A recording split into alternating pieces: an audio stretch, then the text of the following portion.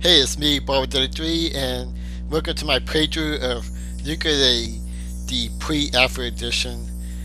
Yep, I'm a Kickstarter backer for this game because Playtonic, the developer of this game, consists of old, rarer developers, which, well, in this case, made the Banjo-Kazooie games.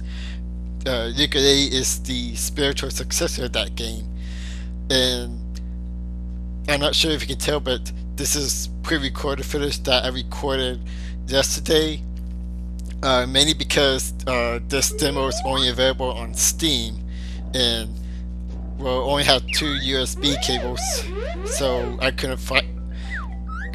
So I needed like three: one for the mic, the other for the capture card, and the Xbox One controller, which you're gonna see right there. I gotta switch that to the Xbox One controller option so Yooka-Laylee can get out of that animation, which is pretty much Banjo-Kazooie Town Trot, but I'll go over the moves once we get to the actual game. But first, we get to meet this character.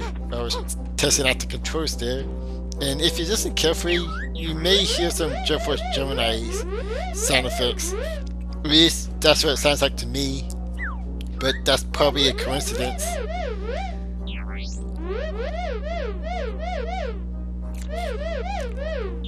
Okay, I hope you're able to hear that sound effect. But pretty much this is inept. He's, I guess, pretty much borrows the mode in this little demo here. He makes it seem like that he's going to be in this game, well, in this demo only. But then again, there is a video game stage in the, well, based on the Yooka-Laylee trailer that was shown off on E3 2016. But anyway, let's get on to the actual game, and you can see that pretty much everything is, shapes and curves, no actual, places, no grass. Well, there is grass here and there, but pretty much this is, like literally a demo here. And these are quills, which is the music notes of this game. And the objective of this demo is to collect 100 then to get a Pagey. Excuse me. Remember to bring some water this time.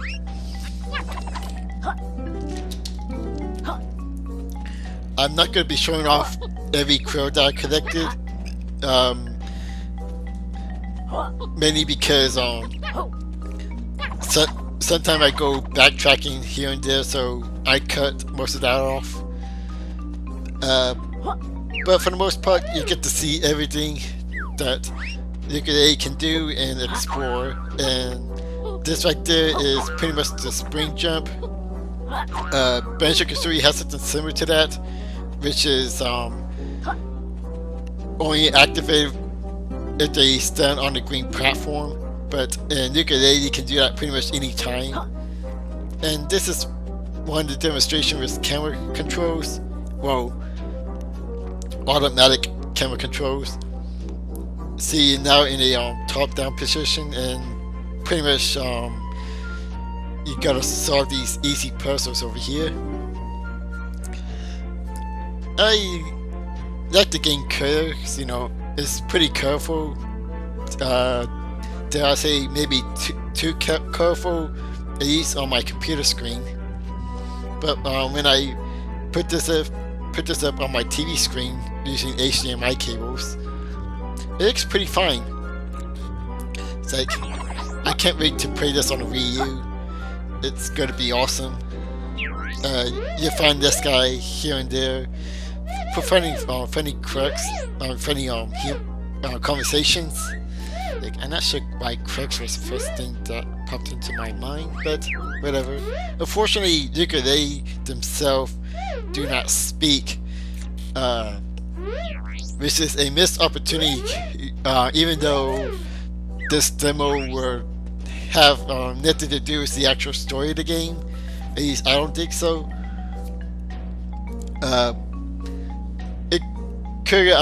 They could have some little character development, even though assuming Yooka, the green lizard that's running around, is pretty much Banjo,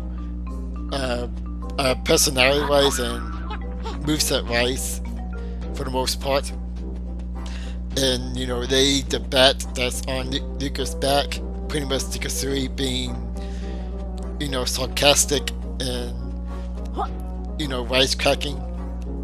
Now the one thing that Yooka-Laylee has advantage over Banjo-Kazooie is this glide thing. In Banjo-Kazooie, Kazooie couldn't get too far, but Yooka-Laylee, they could get, well, pretty far as you see, but not far enough to get to that platform.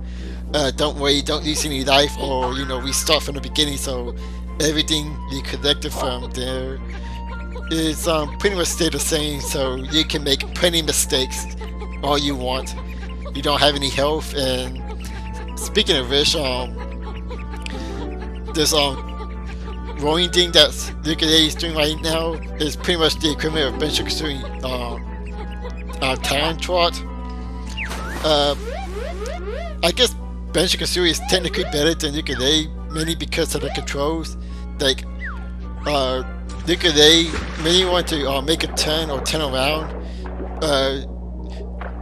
you're forced to make right turns. While in Banjo-Kazooie, you can make a 180-degree turn, no problem.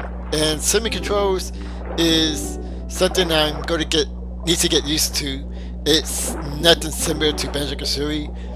You pretty much hold X to to sink down lower, and A to rise up higher, and then use the NR stick to pretty much determine the direction you want to go.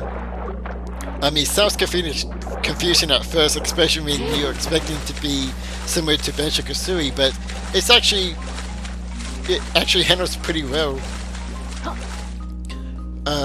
So far, there's not much movesets that was revealed in this demo, or at least the part that I played. I'll get to that in a moment. But yeah, pretty much everything handles pretty well. In some areas that it does better than Banjo-Kazooie, like the glide that you see here is pretty useful, but the rolling things, the sharp turns, the right turns, kind of gives it a disadvantage, but it's still pretty useful, and it still controls pretty well, which I'll show off in the later part of this playthrough. And platforming is so much fun in this demo. Pretty much the game wants you to explore everything and try to find every hidden platform to pretty much find all the quills. But other than that, this is pretty much the whole game here. Not much to talk about, admittedly, so I probably gotta fill most of this conversation up with updates and stuff, but here's this little side thing.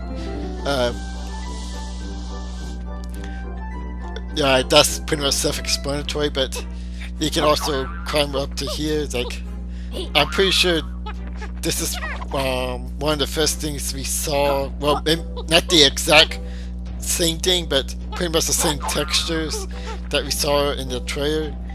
And if you hear the background music, that's the same music that played in the Kickstarter trailer. And just like in Banjo-Kazooie, the instruments change depending on which location you are. But yeah, first time playing this, I was having a blast. I played through this demo like maybe 2 or 3 times. I believe this is my second attempt. But don't worry, I'm gonna cut parts out whenever I get stuck or backtracking to an area that I already shown. And that pretty much provides more humor and I guess some tutorials on moveset, which it's pretty easy to figure out on your own. I mean, if you play on Banjo-Kazooie on the Xbox 360, it's kind of similar to that one. Not the exact same controls, but you can pretty much figure out from over there. And this is the part where the windings can show off how good and bad the controls are. Now, although the turning I don't like, it pretty much starts on a dime, and well, I overshot it there. That's my fault. I was waiting for that one, but it actually controls pretty well. To be fair, you can take your time on that. You can pretty much stand on that soap while in that ball form, and you can pretty much take it easy, which I didn't do. I made it look like that you need to make enough speed, and it's you're gonna be falling backwards, and you know I missed a crow there, but don't worry, I do get it. Even though I'm not gonna show it off, but I am gonna show off this one part.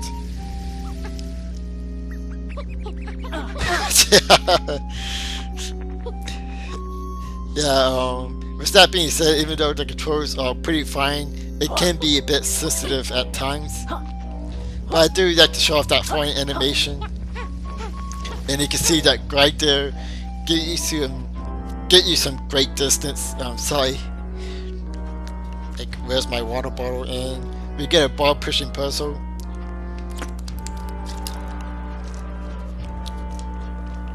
No, although not as bad as the one in Sonic 2006, which is, you know, you gotta try to be that bad. It does get a little annoying because the ball is pretty sensitive, that even if you move a little bit, it can sometimes go farther than what you intended. It's like right there, sometimes it gets stuck into the wall, but you can just stun on it and it will push back. Okay, I guess that time would be the charm over here. And ooh, nope. Okay, guess that time's not the charm. I should have cut that part out, even if it's just a few seconds, but and maybe you find some enjoyment of me struggling to get this ball up the slope. And pretty much what we gotta do here is put it in that hole right in front of us. And we'll halfway there with the quills. It's like I do hope that there's a stage like this existed in the final game. Like a nice little nod, and you may saw that big side and you say, probably thinking to yourself, that's fun, and it is, but well, if you try to go up there using the time trot, you get side back. I guess the texture on the view texture on the game signifies that it's going to be an icy slope. Or at least that's what I think it's going to be in the final game. And see a door there, but right now we're not going to get to that one.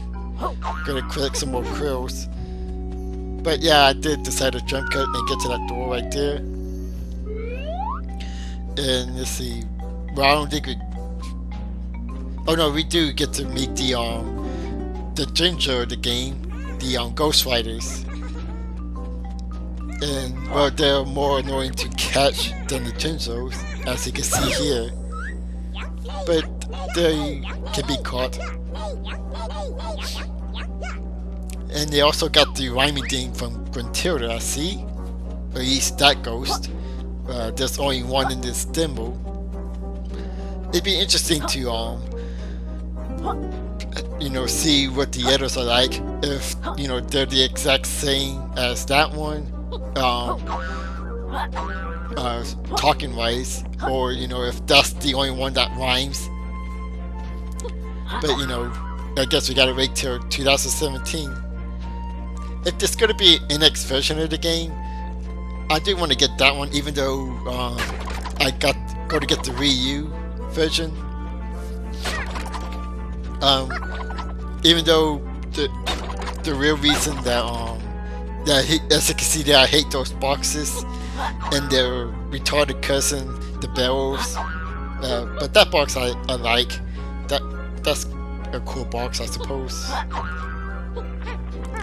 But anyways, as I was saying, even though I'm getting the Wii U version of the game, I do like an NX version, you know, especially if there's, you know, bonus contents, or maybe even just an amiibo Yooka-Laylee that's exclusive, that comes bundled with the NX.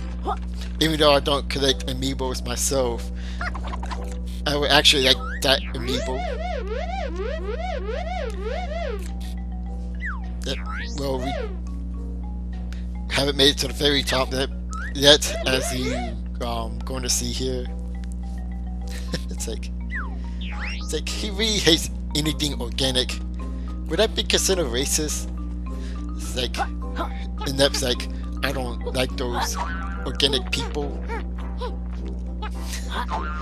Like, I'm probably putting too much thought in that, but hey, if I didn't make the joke, I'm pretty sure somebody else did.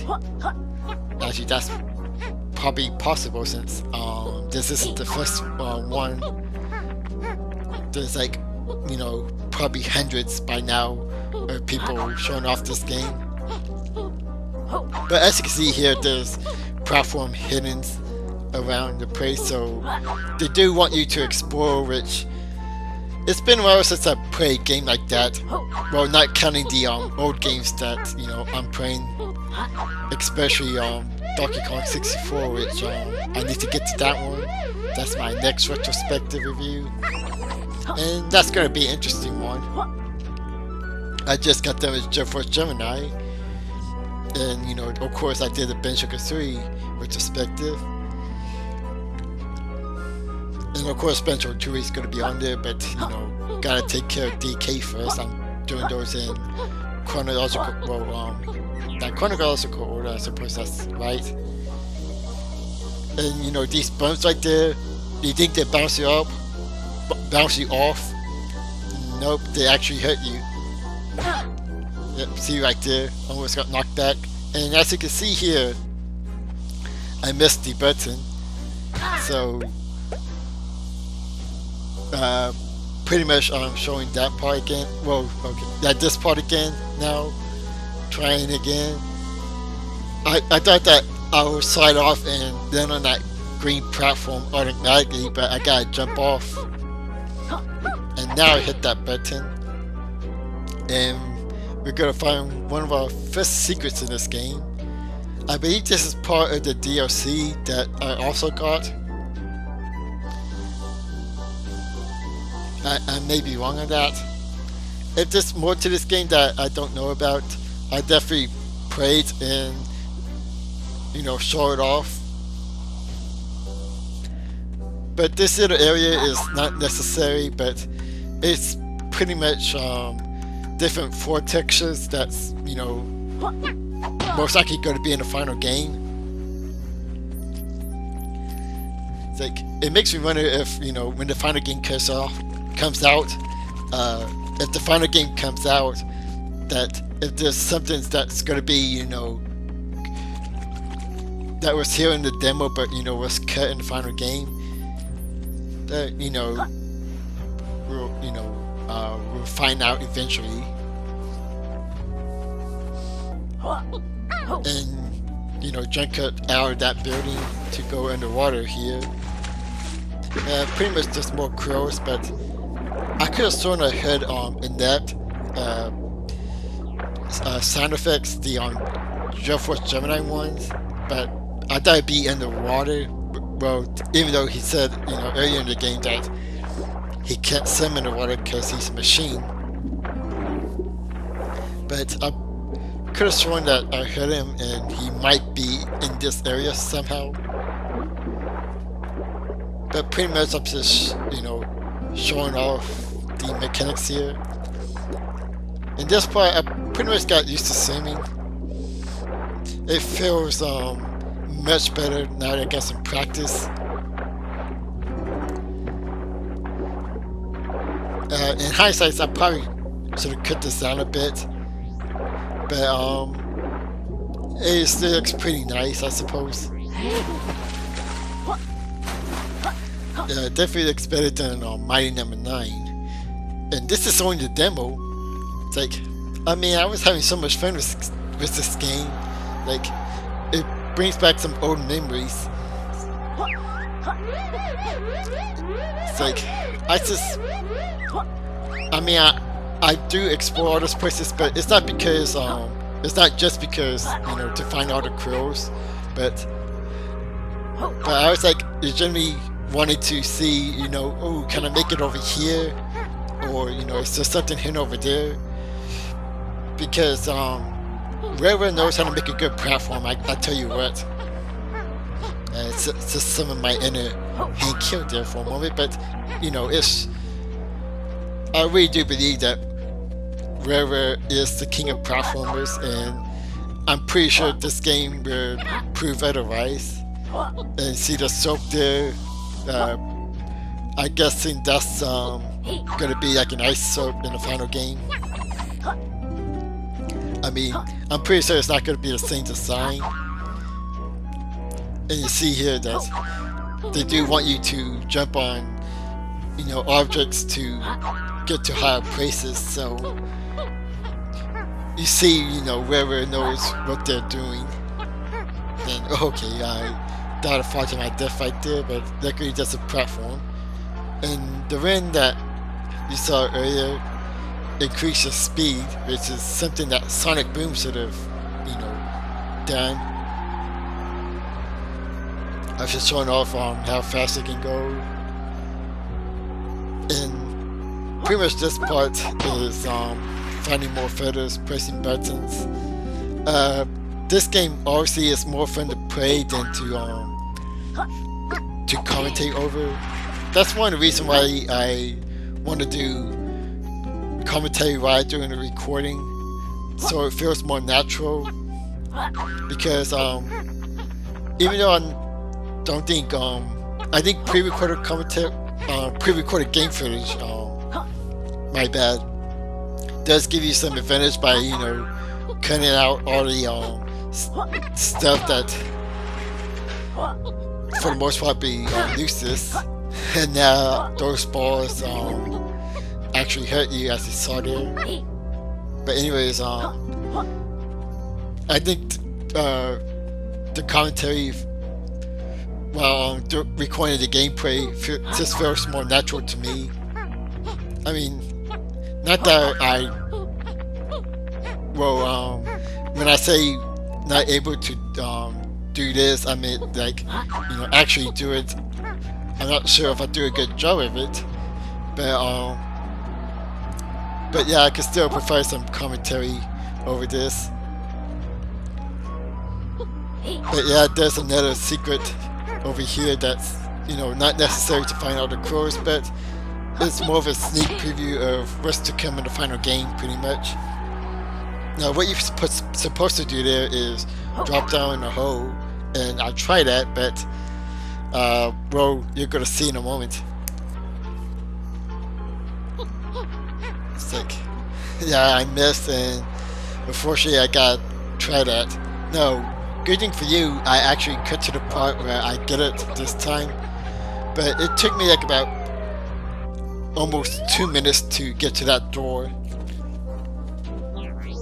I mean, I guess it'd be easier to just go back to that platform and, you know, jump down again, because it's a lot easier to do it that way. But, you know, I thought it'd be quicker to, you know, just go around, because, you know, you're moving so fast. You see some textures in the game. I'm not sure what that one's gonna be for.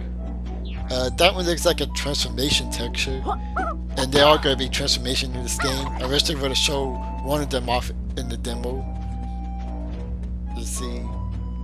Obviously, fire hazard, electrical hazard, probably fire for a campfire. Not sure what that sparkly thing is. And this one's probably more interesting. There seems to be a guy in the bubble while there's another guy. You can't really interact with these objects. This is more for eye candy. Well, except for that shield thing. You can at least stand on top of that. And I believe there's another jump cut coming up. For some reason the camera zoomed out, and I'm not sure why that happened. But yeah, let's just do like back-to-back jump cuts. And I jump cut to where I died, apparently. Oh well, you know, just keep it in, but pretty much, like I said before, they want you to explore every bit of this game as possible. And I believe this is, I don't know, this is the last crow, but that pretty much, we're pretty much getting to the final crows here. But yeah, exploring, you know, all these places, it's just getting me more and more excited for, you know, the final game to finally come out. I'm hoping that it comes out maybe a few months before the NX come out, so you know I have time to play this game, and then I can get the NX console, you know, right away. Because but although it probably would give me an opportunity to play this game and, you know, save up money for the NX console, but I do, you know, want to get this game, you know, get this game as soon as possible, review it, and then move on to the next Nintendo console. And for some reason I thought I can make that jump and not make the jump that I was over there on the right.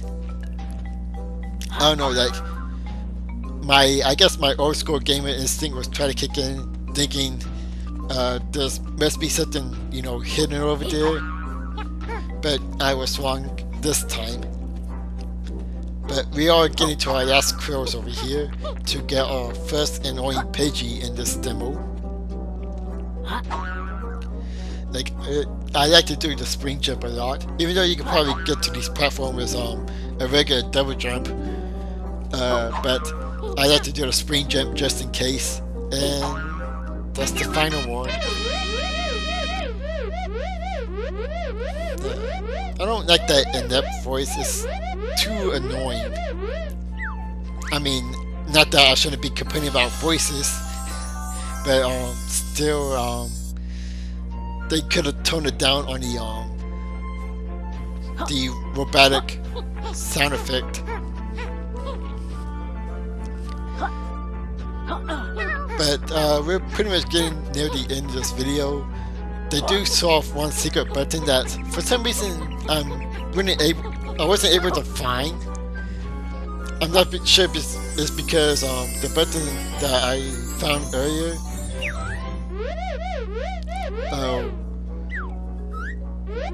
was the secret button that I already activated.